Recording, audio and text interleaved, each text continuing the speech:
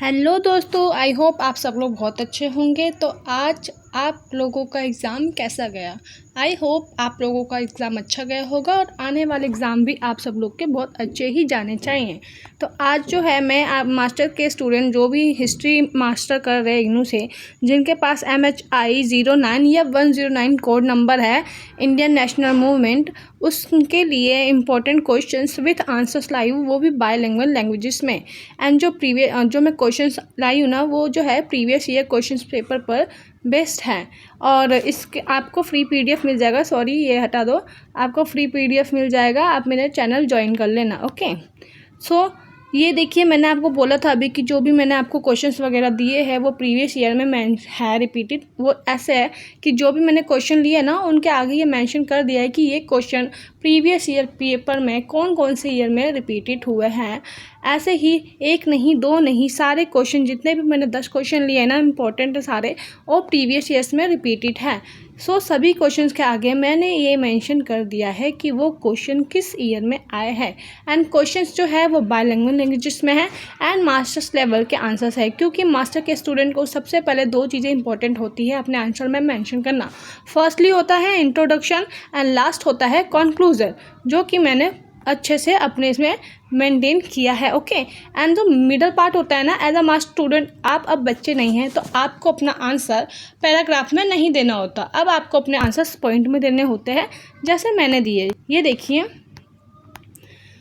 जैसे कि ये क्वेश्चन है ना, तो क्वेश्चन में मैंने सबसे पहले वो बता दिया इंट्रोडक्शन, एंड देन मैं क्या करूँगी, जो भी मेरा की पॉइंट्स वगैरह होते हैं ना, या तो मैं उसको डिज़ाइन में लिखूँगी ऐसे, ऐसे लिख दूँगी कि कारक, जो भी कारक है ना।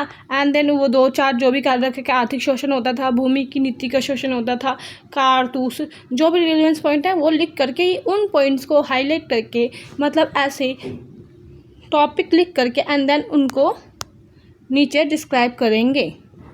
एज अ मास्टर आपको ऐसे ही करना होता है, अपने आंसर्स को पैराग्राफ में कभी नहीं लिखना होता है। अगर आप अपना आंसर ऐसे लिखते हो ना, पॉइंट्स में हाईलाइट करके, हेडिंग लिख करके उनको पॉइंट्स में लिखते हो, तो एग्जामिनर पे इसका इफेक्ट बहुत अच्छा पड़ता है। एंड ट्रस्ट मी, वो सबसे पहले वो वैसे भी पूरा आंसर नहीं पढ़ते, उनके पास इतना टाइम नहीं होता कि वो लाखों बच्चे के आंसर शीट को पढ़े।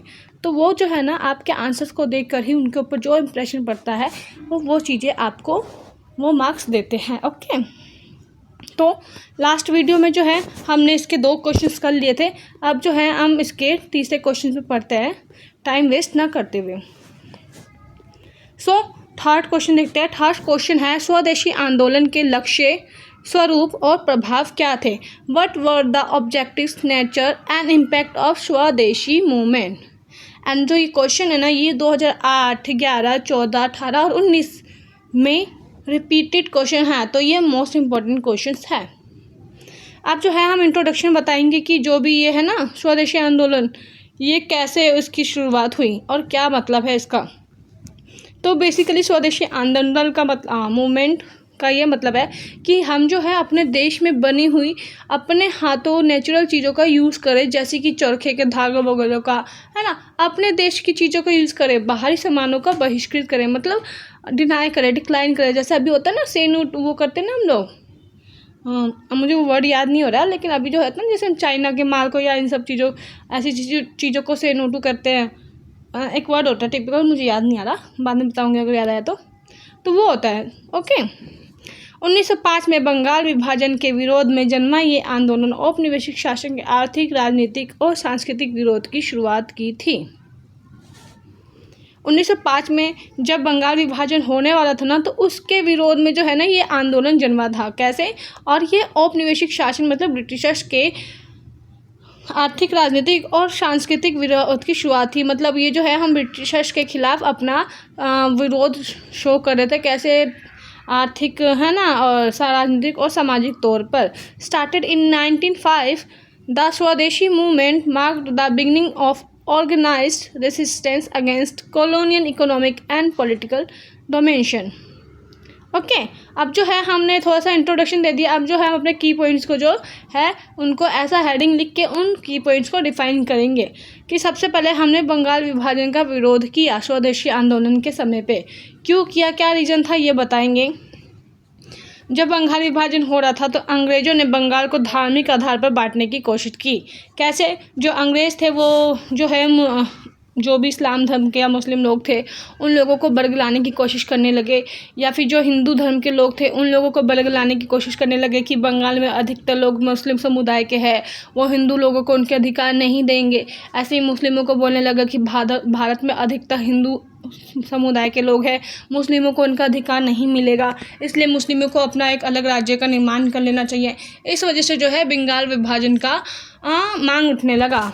और ये जो है अंग्रेज़ों की एक चाल थी। उन्होंने धर्म के आधार पर हम लोगों का विभाजन करने की कोशिश की, और इसी को कहते हैं हम फूट डालो और राज करो की नीति, जो कि अंग्रेज़ों ने अपनाई थी। Partition of Bengal was seen as a move to divide Hindus and Muslims, a classic divide and rule tactic. अब जो है हमने अपना क्या कहते हैं स्वदेशी आंदोलन के समय पहले तो हमने बंगाल विभाजन का बहुत कड़े पुरजोर तरीके पे विरोध किया। हालांकि बाद में बंगाल विभाजन हुआ एंड कुछ समय बाद वो वापस से एक हो गया, एक बंगाल का एकीकरण, लेकिन बंगाल विभाजन हुआ था 1905 में।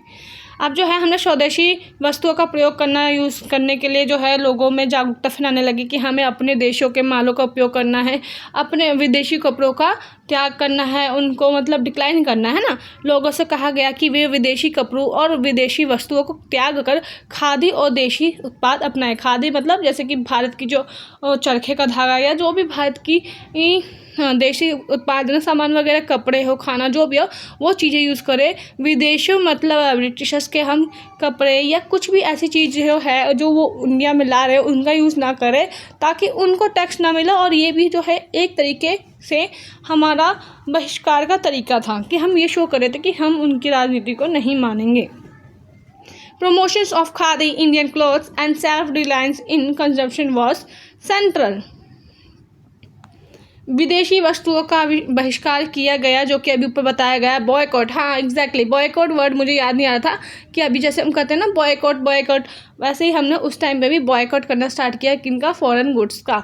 सड़कों पर विदेशी मालों की होली जलाई, मतलब जो भी विदेशी माल थे उस समय जो हमने स्वदेशी आंदोलन की शुरुआत की उससे पहले जो भी लोगों के पास विदेशी सामान थे ना, चाहे वो कपड़ा हो, खाने पीने की चीज़ें हो, तो उन्होंने सड़कों पर इकट्ठा कर चौराहों पर क्या किया? होली जलाई, मतलब आग लगा दिया। और इस तरीके से क्या हुआ कि वो जो है ब्रिटिशर्स को एक आर्थिक विद्रोह शो कर रहे थे कि अब वो ब्रिटिशर्स के अंडर नहीं चलेंगे। It was a symbolic of economic resistance. Burning foreign clothes become an part of protest. अब इसके बाद क्या किया हमने कि जो भी नेशनल एजुकेशंस थे ना, और वहाँ पे जहाँ भी राष्ट्रीय शिक्षा संस्थान जो भी हमारे इंडिया में थे, तो हमने इंडियन एजुकेशन को प्रमोट किया। जो भी बाहर मतलब विदेशों का शिक्षा वगैरह था, अंग्रेजी का बोलबाला, वो सारी चीज़ों को हमने बॉयकॉट किया। हमने क्या किया? अपने वेदों का हमने बोला कि हमें अपने भारत का, अपने ही भारत में जो भी भाषा है या ज्ञान चलती आ रही है उनका वो करना है। हमें जो है विदेशी संस्थाओं मतलब जो भी उन्होंने संस्थाएं वगैरह बनाई थी, किताब और कॉलेज वगैरह खोला था, उनमें नहीं जाना है, बल्कि हमें अपने देसी गुरुकुल विद्यालय वगैरह में जाना है। सरकार नियंत्रित संस्थाओं का बहिष्कार किया, मतलब जिस पे भी जो है ब्रिटिशर्स का वो था ना बोलबाला, हमने उन विद्यालयों और कॉलेज पर जाने में बहिष्कार करना मतलब बॉयकॉट करना शुरू कर दिया। New national institutes were created to avoid colonial influence in education. I hope आप लोगों को जो है मैं समझाने की कोशिश करूँ, आप लोगों को अच्छे से समझ में आ रहा होगा, ठीक है। अब जो है हम स्वदेशी आंदोलन कर रहे थे ना, इसमें धीरे धीरे मास पार्टिसिपेशन बनने लगा, मतलब जन सहभागिता, मतलब बड़ी संख्या में जो भी लोग वगैरह है ना उनका भाग लेना। पहली बार ऐसा हुआ कि जब महिलाओं, छात्रों, श्रमिकों और महिलाओं तक ने भी संगठित रूप से इस आंदोलन में भाग लिया। मतलब समाज का ऐसा कोई भी वर्ग नहीं था जो इससे वंचित रहा हो। Women, student and workers participated in large numbers. बड़ी संख्या में इन लोगों ने अपना एनरोलमेंट दिखाया। अ शिफ्ट टूवर्ड्स मास नेशनलिज्म। अब क्या हुआ, इतनी सारी चीज़ें हुई तो उसके बाद जो है जो कांग्रेस था ना, वो सब कांग्रेस दो दलों में विभाजित हो गया। एक था नरम दल और एक था गरम दल। Split in Congress. कांग्रेस ने आंदोलन ने, जो भी आंदोलन वगैरह हुए ना, उन आंदोलनों ने कांग्रेस को दो दल में बांट दिया। एक था गर्म दल, जिसमें कौन थे, बाल गंगाधर तिलक जी थे, बिपिन चंद्र पाल थे, और एक था नरम दल, जिसमें कौन थे, गोपाल कृष्ण गोखले जी थे, जो कि महात्मा गांधी के एक राजनीतिक गुरु थे। The movement lead to ideological rein between Congress between extremist and moderate. जो ये विभाजन हुआ था ना, कि किस बिहाफ पे हुआ था, आइडियोलॉजी के बिहाफ पर हुआ था। ओके, अब कंक्लूजन बताएंगे कि जो भी आंदोलन वगैरह हुए और जो भी नेशनल मूवमेंट वगैरह था, स्वदेशी आंदोलन, इसके क्या इफेक्ट पड़े। ठीक है, स्वदेशी आंदोलन में केवल वस्त्रों का बहिष्कार नहीं था। मैंने आपको बताया कि जो स्वदेशी आंदोलन था, इसमें ऐसा नहीं था कि सिर्फ हम उन विदेशी कपड़े नहीं पहनेंगे, बल्कि ये भी था कि हम उनके किसी भी ऐसे चीज़ को यूज़ नहीं करेंगे जिससे हमारे भारत के स्वदेशी आंदोलन की नींव को खतरा हो। जैसे कि हम उनकी दी हुई ऐसी कोई जॉब यूज़ नहीं करेंगे, हम इंडिपेंडेंट बनेंगे, है ना। स्वदेशी आंदोलन केवल वस्त्रों का बहिष्कार नहीं था, बल्कि ये आत्मनिर्भरता, मतलब इंडिपेंडेंस, राष्ट्रीय गर्व एंड राजनीतिक स्वाधीनता की ओर पहला ठोस कदम था। जो भी हमने स्वदेशी आंदोलन किया था ना, ये जो है हमारा ऐसा पहला कदम था जो कि ये इंगित करता है कि हमें पॉलिटिकल वो चाहिए, पॉलिटिकल इंडिपेंडेंस चाहिए। मतलब हमें जो है अपने भारत के मामलों में, चाहे आज राजनीतिक हो चाहे शैक्षणिक हो, जैसे भी हो, हमें स्वतंत्र होना है। Swadeshi was not just economic resistance but a powerful symbol of national pride and political self assert. Okay, so ये क्वेश्चन तो यहाँ पे ख़त्म होता है। अब जो नेक्स्ट क्वेश्चन है हम उसकी तरफ देखते हैं। नेक्स्ट क्वेश्चन है, गांधी जी का नेतृत्व स्वतंत्रता संग्राम में गांधी जी का नेतृत्व स्वतंत्रता संग्राम को कैसे नया मोड़ देता है।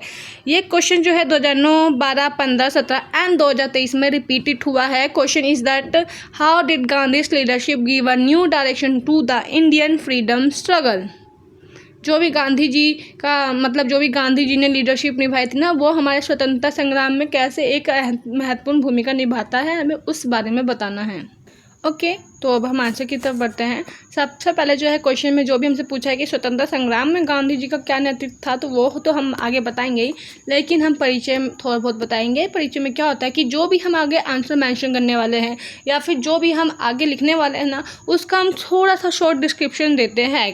ठीक है, महात्मा गांधी ने भारतीय स्वतंत्रता आंदोलन को नैतिकता, सहभागिता और अहिंसा के सिद्धांतों में एक नया दिशा दी। मतलब जो महात्मा गांधी जी थे ना, जिन्होंने स्वतंत्रता संग्राम का नेतृत्व किया है, उन्होंने नैतिकता मतलब मोरालिटी पे फोकस किया। जन सहभागिता मतलब हर समाज का हर वर्ग उसमें इंक्लूड हो, चाहे वो गरीब हो, अमीर हो, महिला हो, बच्चे हो, बुजुर्ग हो, सब लोग इंक्लूड हो आंदोलन में। और अहिंसा के सिद्धांतों पर फोकस किया, मतलब कि जो है हमें खून खराबा नहीं करना, हमें शांति से अपने अधिकार मांगने हैं।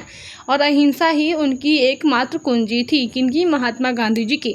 महात्मा Gandhi defined the Indian freedom movement through principles of non violence, mass participation and moral leadership.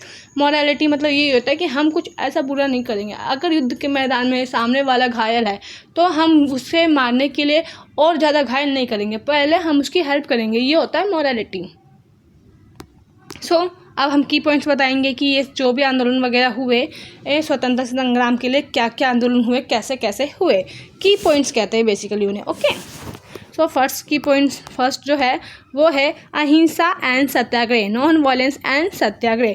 Gandhi ji ने संघर्ष का नया रूप प्रस्तुत किया, जिसमें शारीरिक हिंसा नहीं बल्कि आत्मबल के आधार पर प्रतिरोध होता था।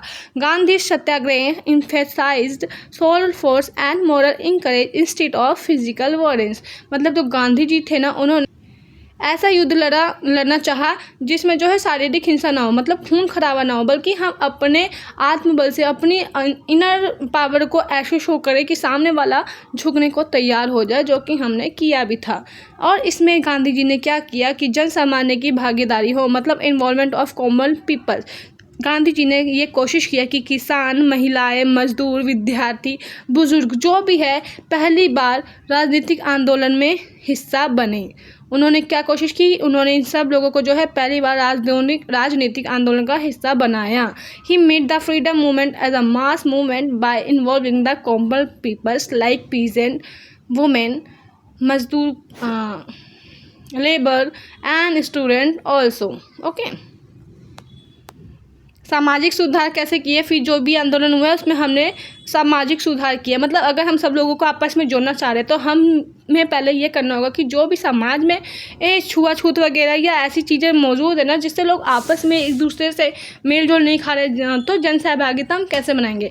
तो हमने समाज में जो भी बुरी चीज़ें थी उन लोगों में सुधार किया, जैसे कि छुआछूत वगैरह जो था वो हमने ख़त्म किया, शराबबंदी करी, ठीक है, ताकि लोग शराब के बंदे शराब वगैरह को छोड़कर, ठेकों वगैरह को छोड़कर लोग जागरूक हो। और ग्राम स्वराज जैसे मुद्दों को राष्ट्रीय आंदोलन से जोड़ा। ग्राम स्वराज मतलब गांव की भी स्वतंत्रता इसमें निहित की हम लोगों ने। He linked social issues like untouchability and village development with political freedom. Okay, the next point is that new movement strategies, मतलब जो गांधी जी हैं उन्होंने आंदोलन की नई नई रणनीतियाँ अपनाई। कैसे, उन्होंने क्या किया, सबसे पहले 1920 में असहयोग आंदोलन किया। असहयोग आंदोलन क्या था, मतलब जो है हम भारतीय जो भी है हम अंग्रेज़ों का किसी भी प्रकार में सहयोग नहीं करेंगे, चाहे वो कार्य में हो, खेती बाड़ी में हो, किसी भी कैसे भी तरीके से, चाहे विद्यालयों में। जैसे कि स्टूडेंट्स ने अपने कॉलेज स्कूल छोड़ दिए, ओके, किसानों ने खेती करना छोड़ दिया, जो भी सरकारी दफ्तर थे उन्होंने सरकारी नौकरी से इस्तीफा दे दिया। ये था अंग्रेज़ों का सहयोग ना करना, जो कि उन्होंने 1920 में किया था, कि उन्होंने महात्मा गांधी ने। एंड सविनय अवज्ञा आंदोलन, जो कि हमने 1930 में किया। इस आंदोलन में क्या था, इस आंदोलन में ये था कि सविनय मतलब प्रेम पूर्वक, हमने अवज्ञा मतलब हमने प्रेम पूर्वक उनसे ये डिमांड की कि वो हमारी डिमांड्स को माने, हमने कोई खून खराबा नहीं किया। एंड देन जब उन्होंने हमारी बातों को नहीं माना, हमें स्वराज नहीं दिया, हमने सब इन्हें उनसे अपने स्वराज की डिमांड की, तो फिर हमने 1942 में भारत छोड़ो आंदोलन छेड़ दिया। और ये सारी जो भी आंदोलन है ये सारे अहिंसक आंदोलन थे, इसलिए ये सारी रणनीतियाँ जो है गांधी जी ने स्वतंत्रता संग्राम में अपनाया था। Movement like non cooperation, civil disobedience and quit India were all rooted in peaceful protest. अगर बैकग्राउंड में नॉइस आ रहा है तो प्लीज़ उसको इग्नोर करना, क्योंकि मेरे पास माइक नहीं है और ना तो मैं इतनी ज़्यादा अर्निंग कर रही हूँ। अर्निंग तो मैं खैर कर ही नहीं रही हूँ, और मैं मिडिल क्लास से हूँ, तो मैं अभी माइक एफर्ट नहीं कर सकती। तो अभी आप थोड़ा सा एडजस्टमेंट कर लीजिए, मैं थोड़े टाइम बाद ज़रूर करने का ट्राई करूँगी। ओके, सो नेक्स्ट जो है पॉलिटिकल मॉरलिटी। मैंने बताया था कि गांधी जी ने जो है मॉरलिटी और अहिंसा वगैरह को जो है अपना बेस माना था। गांधी जी ने सत्ता की बजाय सेवा को राजनीति का उद्देश्य बताया। मतलब जो भी है, गांधी जी ने ये कहा कि जो सत्ता है ना उसको ना हमें किसी उद्देश्य से नहीं लेना चाहिए, बल्कि हमें लोगों की सेवा के भाव से लेना चाहिए। He believed politics must be driven by ethics and service, not power. Okay, so इतनी सारी चीज़ें जो है गांधी जी ने करी, इसलिए जो है हम गांधी जी को क्या कहते हैं, स्वतंत्रता संग्राम का लीडर, मतलब नेतृत्वकर्ता, मतलब जिन्होंने भारत के स्वतंत्रता संग्राम का नेतृत्व किया। ओके, अब जो है हम इसका कंक्लूजन बताएंगे कि गांधी जी ने राष्ट्रीय आंदोलन को नैतिक, सर्वसमावेशी और जन केंद्रित बनाया। मतलब नैतिक मतलब होता है मोरालिटी, एथिक्स पे होने वाला, मतलब हमने खून खराबा नहीं किया, ना ही हमने किसी का बुरा किया। एंड समावेशी मतलब सर्वसमावेशी मतलब सबका समावेशन हो, मतलब सब इंक्लूड होने चाहिए उस आंदोलन में, चाहे वो महिलाएं हो, किसान हो, मजदूर हो, विद्यार्थी हो, बुजुर्ग, सारे वर्ग उसमें हो। जन केंद्रित मतलब लोगों की डिमांड्स पर केंद्रित हो, लोगों की डिमांड्स उसमें फुलफिलमेंट हो, जिससे यह केवल एक राजनीतिक संघर्ष ना रहकर सामाजिक जागरण बन गया। अब क्या हुआ, जो इतनी सारी चीज़ें उन्होंने करी, तो ये केवल ये नहीं था कि हमें राजनीतिक संघर्ष था कि हमें सिर्फ आज़ादी चाहिए, बल्कि ये भी था कि एक ये जागरण का काम करा कि अब जो है लोगों में समझ आ गई कि हमें जो है भेदभाव नहीं करना, और ये हिंदू मुस्लिम ये फूट डालो की नीति का मौका ही नहीं देना किसी को। हम लोगों में जागरूकता आ गई।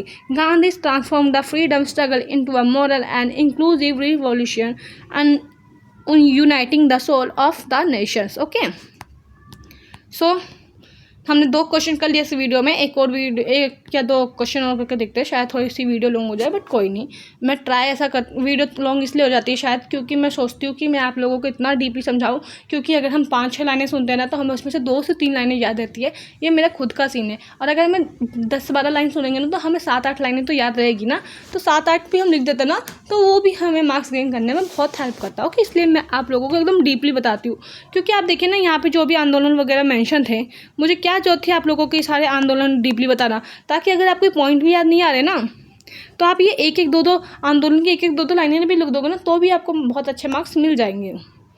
एग्जामिनर देखेगा कि इसको सारे आंदोलन के बारे में पता है, क्या हुआ, क्यों हुआ, जो भी है। ओके, नेक्स्ट क्वेश्चन है क्वेश्चन नंबर 5, भगत सिंह की विचारधारा एंड स्वतंत्रता संग्राम में योगदान समझाइए। भगत सिंह जी को कौन नहीं जानता, I am big fan of him. Okay, so ये क्वेश्चन 2010, 14, 16, 20, 22, मतलब हर 2-4 साल में ये क्वेश्चन रिपीट हो रहा है। लास्ट 2022 में आया था, तो मतलब 25 में आने के चांसेस हैं। Explain Bhagat Singh ideology and his contribution towards Indian freedom struggle. Bhagat Singh, Gandhi ji, इन सब लोगों के बारे में हर कोई जानता है, लेकिन नेताजी सुभाष चंद्र बोस के बारे में बहुत कम लोग जानते हैं। मैं तो कहती हूँ आप सब लोगों को जो है नेताजी सुभाष चंद्र बोस की लाइफ के बारे में पढ़ना चाहिए। जब मैंने उनकी लाइफ के बारे में पढ़ा ना, मैं उनकी इतनी बड़ी बिग फ़ैन हो गई हूँ। मतलब मुझे ऐसा लगता है कि उन्होंने इतना कुछ किया, फिर भी कहीं भी उनका इतना नाम नहीं होता। सो इंट्रोडक्शन में बताएंगे कि जो भगत सिंह जी है वो केवल क्रांतिकारी नहीं थे, बल्कि एक विचारशील तर्कवादी और समाजवादी चिंतक थे। मतलब क्रांतिकारी होने के साथ साथ वो एक विचारशील बंदे थे, मतलब रैशनलिस्ट थे, तर्कवादी थे। मतलब पॉइंट पे मतलब तर्कवादी होता है ना कि तर्कों पे यकीन करके मानने वाला, समाजवादी मतलब समाज की चिंता करने वाला, समाज के बारे में सोचने वाला इंसान, समाजवादी चिंतक थे। Bhagat Singh was not just a revolutionary but a rationalist, socialist and a deeply intellectual freedom fighter. So key points के बारे में बताएंगे कि जो भगत सिंह है उनकी आइडियोलॉजिकल रिवोल्यूशन क्या है, कैसे काम आए। ओके, वैचारिक क्रांति। उन्होंने कहा तलवारें विचारों से नहीं बल्कि विचार तलवारों से टकराते हैं। He believed revolution are born from ideas not weapons. ये जो है ये उनका एक फेमस क्यूटो है, ये आप एज इट इज लिख देना, इसमें आप कुछ चेंज नहीं कर सकते। ओके, ये उनका एक विचार है। देख रहे हो ये कितना क्रांतिकारी विचार है, तलवारें विचारों से नहीं बल्कि विचारें तलवारों से टकराती है। सुनने में कितना क्रांतिकारी लग रहा है। ओके, अब जो वो है ना क्या कहते हैं भगत सिंह, वो नास्तिक थे और वो धर्मनिरपेक्षता में बिलीव करते थे, है ना, सेक्युलरिज्म एंड एथिज्म। उन्होंने कहा कि मैं नास्तिक क्यों हूँ। लेख में मतलब उन्होंने ना एक किताब लिखी जिनकी किताब का नाम था मैं नास्तिक क्यों हूँ। उन्होंने उस किताब में बताया कि अंधविश्वास का खंडन करना और वैज्ञानिक सोच का बढ़ावा कितना ज़रूरी है। जो भगत सिंह जी थे उन्होंने एक बुक लिखी which is why I am a atheist, मतलब मैं नास्तिक क्यों हूँ। और उस किताब में उन्होंने क्या बताया कि हमें अंधविश्वास का खंडन करना चाहिए, है ना, एंड वैज्ञानिक सोच को मतलब रैशनल चीज़ों को बढ़ावा देना चाहिए। His essay why I am atheist champions rationalism over superstition. अब क्या है, इन सब चीज़ों के साथ साथ जो वो है वो एक समाजवाद भी थे, सामाजिक न्याय चाहते थे, सोशल जस्टिस एंड सोशलिस्ट। उन्होंने एक ऐसे भारत की कल्पना की जिसमें शोषण मुक्त समाज हो, मतलब ऐसा कोई वर्ग ना हो जिसका शोषण किया जाता हो। ऐसा समाज की वो कह सकते हैं कल्पना करते थे। वो चाहते थे कि हमारा भारत एक ऐसा भारत हो जहाँ पे किसी भी वर्ग का शोषण ना हो, सभी एक समान हो, सबको न्याय मिले। सामाजिक क्रांति उनके लक्ष्यों में शामिल थी। He envisualised a just classless society. Classless society चाहते थे on socialist principle, based on socialist principle पे बेस होना चाहिए। जो वो थे ना क्या कहते हैं भगत सिंह, वो इतने क्रांतिकारी थे कि उन्होंने भारत की आज़ादी के लिए ऐसे ऐसे कदम भी उठाए जो कि बहुत ज़्यादा रिवोल्यूशनरी एक्शन थे। जैसे कि उन्होंने क्या किया, उन्होंने क्या कहते हैं ब्रिटिश की संसद में बम फेंकने की जो घटना है ना, ये प्रतीकात्मक विरोध था, ताकि बहरों को सुनने के लिए विस्फोट जरूरी है। मतलब जो संसद था ना, ब्रिटिश संसद में जब मीटिंग चल रही थी, उन्होंने ना वहाँ पे बम फेंका और ये एक प्रतीकात्मक विरोध था। मतलब वो बम फेंकने के बाद ये शो करना चाहते थे कि वो एक विरोध कर रहे हैं। बहरों को सुनाने के लिए ये विस्फोट जरूरी था। मतलब उनके अकॉर्डिंग जो ऐसे लोग हैं जो चुपचाप बैठे हैं, ये सब कुछ देखते हुए भी कि कितना कुछ गलत हो रहा है समाज में, वो लोग चुप बैठे हैं, बहरों की तरह इग्नोर कर रहे हैं। He bombing of the assembly was symbolic, it takes a loud noise to awaken the deaf. Okay, प्रेरणादायक शहादत। अब जो है इंस्पिरेशनल मैट्रिडोम थे, मतलब जिस तरीके से उन्होंने भारत के लिए शहादत दी अपनी, जिस तरीके से उनको फांसी हुई सिर्फ 23 वर्ष की उम्र में, इतने युवा नेता थे वो बहुत ही ज़्यादा प्रेरणादायक है। मतलब वो बहुत ज़्यादा इंस्पिरेशनल है, हम लोगों को इंस्पिरेशन मिलती है उनसे। 23 वर्ष की आयु में उनको फांसी हुई थी। उन्होंने युवाओं को राजनीति से जोड़ा। फांसी ही उनको हुई, लेकिन उनके जो भी क्रांतिकारी विचार थे और जो कदम उठाए थे उन्होंने, उससे जो है युवाओं वगैरह की राजनीति में इंटरेस्ट आया और उन्होंने आगे बढ़ना स्टार्ट किया। ही मेट्रोडोम eight 28 ignited the youth and deepened nationalist favor। अब इतना कुछ किया उन्होंने तो नॉर्मल सी बात है कि वो एक बहुत ही अच्छे स्वतंत्रता संग्रामवादी थे। एंड उनकी जो विचारधारा है वो कितनी अच्छी क्रांतिकारी विचारधारा थी, वो तो हमने अभी पढ़ाई कि वो एक समाजवाद थे, वो एक क्लासलेस सोसाइटी चाहते थे और उन्होंने हमेशा ट्राई किया कि हमारे जो भारत है उसमें भेदभाव वगैरह ना हो। अब कंक्लूजन में हम बताएंगे कि जो भगत सिंह जी थे उनके विचार क्रांति और बलिदान का प्रतीक है। मतलब अगर समाज में क्रांति चाहिए, लोगों के बीच में जो भी डिफरेंस वगैरह उसको हटाना है, तो हम लोगों को बलिदान देना पड़ेगा। जैसे मात्र 23 उम्र की वर्ष में उनको फांसी हुई और उन्होंने उस फांसी को बड़े ही स्माइल के साथ एक्सेप्ट किया। मतलब बहुत बुरा लगता है जब भी वो सीन आता है सामने, जिसकी सोच आज भी प्रासंगिक है ना। He represents the trilogy of thoughts, revolutions and sacrifice, a legacy still relevant today।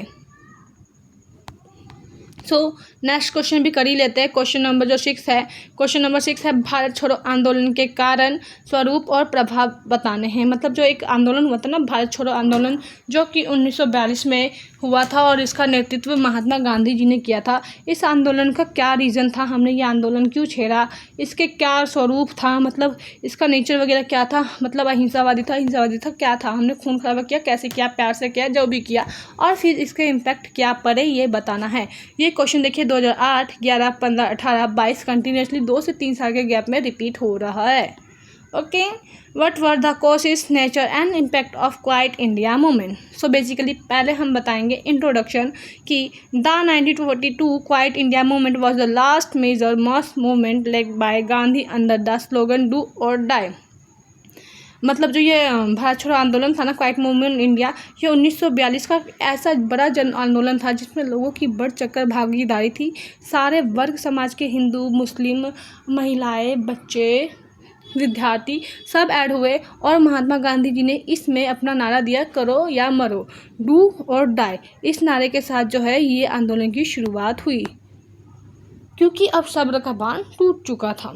अब जो है ये 1942 का जो भी आंदोलन है स्वतंत्रता संग्राम से रिलेटेड, भारत छोड़ो आंदोलन, ये क्यों हुआ, इसके कारण बताएंगे हम, है ना। सबसे पहले जो है सेकेंड वर्ल्ड वॉर हुआ था, द्वितीय विश्व युद्ध, इसमें भारत को बिना सहमति के शामिल किया गया। जो सेकेंड वर्ल्ड वॉर हुआ था आप लोगों को पता होगा, जिसमें जो भारतीय हैं, भारतीय सेना को ना बिना जानकारी या बिना परमिशन के ऐड कर दिया गया, हमसे सहमति भी नहीं ली और हमें द्वितीय विश्व युद्ध में ज़बरदस्ती धकेल दिया गया। तो सबसे बड़ा तो रीज़न यही था, असंतोष, है ना। दूसरा जो था कि ब्रिटिश का जो क्रिप्स मिशन था वो विफल हो गया, है ना। जो ब्रिटिश क्रिप्स मिशन लाई थी और हमने बोला था क्रिप्स मिशन को एक्सेप्ट नहीं किया था, है ना, वो भी विफल हो गया, है ना।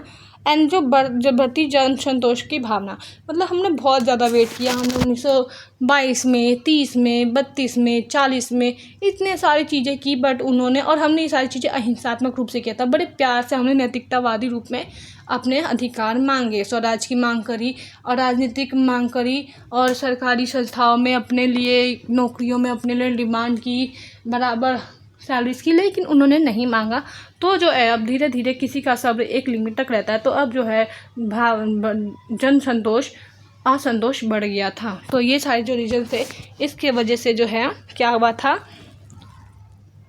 1942 में आंदोलन जिसका नाम है भारत छोड़ो आंदोलन, quit India movement. Okay, so Britain unilateral decision to drag India into world war second, failure of Cripps mission fail हुआ और जो पब्लिक का गुस्सा था वो बहुत ज़्यादा उमड़ने लगा। अब जो है ये जो क्वाइट इंडिया मूवमेंट हुआ था, भारत छोड़ो आंदोलन, इसका स्वरूप क्या था, क्या नेचर था। तो ये जो आंदोलन था ना, ये अचानक ही शुरू हुआ, एकदम से शुरू हुआ, कोई प्री प्लान नहीं था। महात्मा गांधी जी, जवाहरलाल नेहरू और सरदार भाई वल्लभ पटेल जी जो थे, ये लोग इसका नेतृत्व कर रहे थे, जिसके कारण इन लोगों को क्या कर दिया गया, जेल में डाल दी गया। और जो भी ब्रिटिशर्स थे ना, उन लोगों ने सोचा कि अगर हमने मेन लीडर को ही जेल में डाल दिया तो मतलब जो ये आधा वो है ना, कंटिन्यू नहीं होगा आंदोलन। लेकिन जब इन लोगों को जेल में डाला गया तो भी जनता नहीं रुकी, वो आंदोलन करती रही। इसलिए आज हम स्वतंत्र हैं। युवाओं, ग्रामीण, छात्रों और महिलाओं ने नेतृत्व किया। जब गांधी जी, नेहरू और पटेल और जितने भी बड़े लीडर थे, नेतृत्व जो कर रहे थे आंदोलन का, उन सबको जेल में डाल दिया गया, ये सोच के कि जब बड़े नेता ही नहीं होंगे तो आम जनता क्या ही आंदोलन करेगी। तो उनके बाद नेतृत्व किन लोगों ने संभाला, महिलाओं ने, ग्रामीण ने, जो गाँव में रहने वाले लोग थे, स्टूडेंट्स ने, और जो भी हमारी यूथ वगैरह थी उन लोगों ने। True leaderless after arrest, people spontaneously took charge through strings, protest, stoppage. Okay, अब जो है इसमें जो है सिंबॉलिक लीडरशिप होने लग गया है ना। जो जेपी नारायण थे ना, जयप्रकाश नारायण जी और राम मनोहर लोहिया, उन्होंने भूमिगत आंदोलन को संगठित किया, मतलब लोकल लैंग्वेज पे लोगों को एक करने का कोशिश किया। अंडरग्राउंड रहकर उन्होंने क्या किया, जेपी नारायण लोहिया ने मूवमेंट किया। अब जो है ये सारे आंदोलन हुए जब उन्होंने गांधी जी और बड़े नेतृत्व करने वाले नेताओं को जेल में डाल दिया। फिर जो है ये सारे नेतृत्व महिला, स्टूडेंट्स और ग्रामीण लोग करने लगे। तो ब्रिटिशर्स यहाँ नहीं रुके, उनको समझ में आ गया कि ये आंदोलन नहीं रुकने वाला। तो फिर उन्होंने जो है इन चीज़ों का रिप्रेसेशन करना शुरू कर दिया, मतलब दमन करना शुरू कर दिया, लोगों का दमन, सरकारी दमन। कैसे? अंग्रेज़ों ने बड़े दमनात्मक उपाय करे, जैसे उन्होंने क्या किया, हजारों संख्या में गिरफ्तारियाँ की, अंधाधुंध गोलीबारी की, जिससे लोग डर जाए और अपने घरों में बैठ जाए और आंदोलन ना करे। सिवियर रिप्रेशंस फॉलोड, मास अरेस्ट, लाठी चार्जेस एंड शूटिंग्स, ताकि लोग डर जाए। लेकिन लोग नहीं डरे। अब लोगों ने क्योंकि ठान लिया था कि अब तो जो होगा वो देखा जाएगा, अब जो है हम करो या मरो, मतलब करेंगे या मरेंगे, फॉलो करेंगे। यही रीज़न है कि आज आप सब लोग स्वतंत्र बैठे हैं। So conclusion is that it made it clear that the British Raj has lost all legitimacy in the eye of Indian people. Bharat छोड़ो आंदोलन ने ये क्लियर कर दिया, स्पष्ट कर दिया कि अब भारत की जनता अंग्रेजी शासन को एक भी दिन स्वीकार नहीं करेगी, चाहे वो लाठी चार्जिश करे, गोलीबारी करे, खूनबारी करे, जेल में डाले, कुछ भी हो, लेकिन अब हम एक भी दिन ब्रिटिश राज नहीं सहेंगे। और फाइनली इंडिया आज़ाद हो गया 15 अगस्त 1947 को। लेकिन आज़ादी के साथ ही भारत का विभाजन हो गया, पाकिस्तान और भारत, है ना। सो नेक्स्ट क्वेश्चन देखते हैं। नेक्स्ट क्वेश्चन जो है क्वेश्चन नंबर 7 है, नेहरू और सुभाष चंद्र बोस के दृष्टिकोणों की तुलना कीजिए। मतलब कहते हैं ना, सुभाष चंद्र बोस मतलब इतने अच्छे नेता थे ना, जिनके बारे में आज ज़्यादातर लोग जानते भी नहीं हैं। आप लोग उनके बारे में ज़रूर पढ़ना, ज़रूर पढ़ना, बहुत बड़े वाले फ़ैन हो जाओगे आप। फिर गांधी जी तो कुछ भी नहीं लगेंगे आपको। Compare the perspective of Nehru and Subhash Chandra Bose. हमें नेहरू जी और बोस चंद्र जी के बीच में तुलना करना है, उनके विचारों का, दृष्टिकोणों का, उनके क्या विचार है, पर्सपेक्टिव के बारे में basically. Okay, so Is this question repeated 2009, 13, 16, 19 and 23? मतलब हर 2 से 3 साल में ये क्वेश्चन रिपीट हो रहा है। लास्टली 2003 में रिपीट हुआ था। चांसेस है नॉट कंफर्म आए ना आए, लेकिन हम एक रिस्क तो ले सकते हैं ना। सो अब हम लेंगे इंट्रोडक्शन। गांधी जी और सुभाष चंद्र बोस दोनों ही एक नेता थे। कौन? राष्ट्रवादी नेता। Both are nationalist icon. परंतु स्वतंत्रता की प्राप्ति के लिए दोनों की रणनीति, स्ट्रेटजी एंड आइडियोलॉजी, विचारधारा बहुत ज़्यादा डिफरेंट थी। Nehru and boss were both nationalist icon but different in strategy and ideological orientation. कैसे? वो हम आगे अपने की पॉइंट्स में एक्सप्लेन करेंगे। पहले जो है राजनीति बनाम सैन्य संघर्ष। बनाम मतलब होता है वर्सेस। पढ़ते हैं आगे कि जो नेहरू जी थे ना, उन्होंने क्या किया? लोकतांत्रिक संस्थाओं के माध्यम से स्वतंत्रता की बात की, जबकि बोस जी ने सशस्त्र संघर्ष को प्राथमिकता दी। गांधी जी थे ना, उनका अकॉर्डिंग हमें स्वतंत्रता के लिए क्या करना चाहिए? लोकतांत्रिक संस्थाओं का सहारा लेना चाहिए और इस तरीके से हमें स्वतंत्रता मिलेगी। लेकिन जो बोस जी थे, उनके अकॉर्डिंग हमें संघर्ष करना है। कैसे? सशस्त्र संघर्ष, मतलब हमें हथियारों के साथ लड़ना है। ये उनकी प्रायोरिटी थी, तभी जो है हमें आज़ादी मिलेगी। Nehru favoured democratic and parliamentary methods though and Bose advocate armed struggle. अब जो है इंटरनेशनल रिलेशन से रिलेटेड है कि जो बोस जी थे ना, उन्होंने जर्मनी और जापान से सहयोग लिया। जब बोस जी अपने घर में नज़रबंद हो गए थे तो फिर वो पाकिस्तान के रास्ते, अफ़गानिस्तान के रास्ते छुप छुप के जर्मनी गए। एंड देन जर्मनी से जब उन्हें हिटलर से किसी तरह से हेल्प नहीं मिली, क्योंकि हिटलर ने वहाँ पे आत्महत्या कर ली थी। जब वो मिलने गए तो वो मिलते ऑलमोस्ट, लेकिन बाद में पता लगा कि जो हिटलर है उन्होंने आत्महत्या कर ली। फिर जो है वो जापान चले गए भारत के हेल्प के लिए, कि वो चाहते थे कि वो लोग जो है भारत की हेल्प करें। लेकिन क्योंकि उस वक्त वर्ल्ड वॉर सेकंड चल रहा था तो ऑलरेडी सिचुएशन बहुत ज़्यादा क्रिटिकल थी। हालांकि बाद में है जापान ने बोला कि वो हमारा सहयोग करेंगे एंड वो रेडी भी हो गए थे। लेकिन जैसे ही उन्होंने बोला उसके 2-3 दिन बाद ही क्या हुआ? अमेरिका ने जापान के हिरोशिमा एंड नागासाकी पे आइटम बॉम्ब गिरा दिए। 2 आइटम बॉम्ब गिराए थे, एक का नाम था लिटिल बॉय, एक का नाम था फेटमैन, जिससे जो है पूरा जापान नष्ट तितर बितर हो गया और उसकी इकोनॉमी बहुत बुरी तरह हिल गई थी। जबकि जो नेहरू जी थे ना, उन्होंने लोकतांत्रिक शक्तियों का समर्थन किया। नेहरू जी चाहते थे कि डेमोक्रेसी के थ्रू जो है हम लोग आज़ादी लेंगे। लेकिन जो बोस जी है, उन्होंने इंटरनेशनल तरीके से सोचा कि अब मैं अपने भारत को आज़ाद कराऊंगा, मैं अन्य देशों से हेल्प लूँगा, जर्मनी जापान से। पहले उन जर्मनी पे गए, जर्मनी से हेल्प नहीं मिला तो फिर वो जापान के पास गए। बट अनफॉर्चुनेटली जब जापान एग्री कर गया तो जापान पे अमेरिका ने एटम बम गिरा दिया। अब जो है दोनों का जो भी है आर्थिक दृष्टिकोण कैसे अलग है, पर्सपेक्टिव, वो बताते हैं। वैसे दोनों ही सोशलिस्ट है, पर जो बोस जी है उनका रुझान केंद्रीय नियोजन पर है और सैन्य औद्योगिक का विकास की ओर है। मतलब जो बोस है ना, वो ये चाहते थे कि हमें जो है सेंट्रलाइज सिस्टम अपनाना चाहिए और सैन्य औद्योगिक विकास, मतलब सेना को मजबूत बनाना चाहिए। Both were socialist but Bose were more inclined towards strong state control and militarizations। मतलब चाहते थे कि सेना को मजबूत करो, सेना रहेगा तो सब मुमकिन है। अब जो है दोनों की नेतृत्व शैली मतलब डिफरेंट है। मतलब नेतृत्व करना, बोस करिश्माई और निर्णायक थे, जबकि जो नेहरू जी थे वो सुलझे हुए और संस्थागत व्यक्ति थे। Bose were charismatic and action oriented. मतलब जो बोस जी थे वो टाइम नहीं लगाते थे निर्णय लेने में और वो एकदम से निर्णय लेते थे ये करना है। लेकिन जो नेहरू जी थे ना, वो सुलझे हुए थे, डेलिबरेटिव एंड सिस्टम फोकस्ड। वो बस ये चाहते थे कि डेमोक्रेटिक तरीके से जो हो वो हो। इन सब चीज़ों का जो कंक्लूजन है वो क्या हुआ कि नेहरू और बोस दोनों जो है वो स्वतंत्रता संग्राम के स्तंभ थे। मतलब जब हमारा स्वतंत्रता संग्राम हुआ, उन दोनों के जो है ये बेस इम्पोर्टेंट पिलर थे। लेकिन एक ने संघर्ष की नींव रखी तो दूसरे ने बलिदान की पराकाष्ठा दिखाई।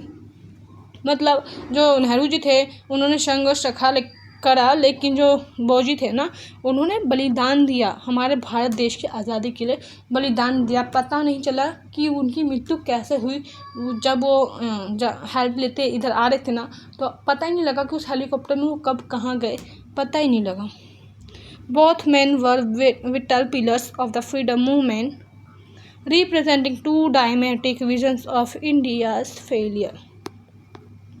सो नेक्स्ट क्वेश्चन जो है वो हम नेक्स्ट पार्ट में लाएंगे, अदरवाइज़ वीडियो बहुत लंबी हो जाएगी। 2 क्वेश्चन और है वो मैं नेक्स्ट पार्ट में ला दूँगी। इसके बाद कुछ और इंपॉर्टेंट क्वेश्चंस हैं, मैं वो भी अपलोड कर दूँगी। तो आज के लिए जिन लोगों ने भी मेरा वीडियो देखा ना, उनके क्या कहते हैं वो दिल की गहराइयों से बहुत बहुत धन्यवाद। Thank you from the bottom of my heart. Okay and बाकी मेरे चैनल को सब्सक्राइब ज़रूर करें ऐसे ही वीडियोस देखने के लिए एंड अदर PYQs वगैरह देखने के लिए।